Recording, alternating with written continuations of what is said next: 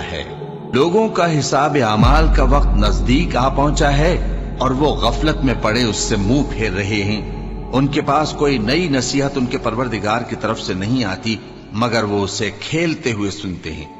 ان کے دل غفلت میں پڑے ہوئے ہیں اور ظالم لوگ آپس میں چپکے باتیں کرتے ہیں کہ یہ شخص کچھ بھی نہیں مگر تمہارے جیسا آدمی ہے، تو تم آنکھوں دیکھے جادو کی لپیٹ میں کیوں آتے ہو؟ پیغمبر صلی اللہ علیہ وآلہ وسلم نے کہا کہ جو بات آسمان اور زمین میں کہی جاتی ہے میرا پروردگار اسے جانتا ہے اور وہ سننے والا ہے، جاننے والا ہے۔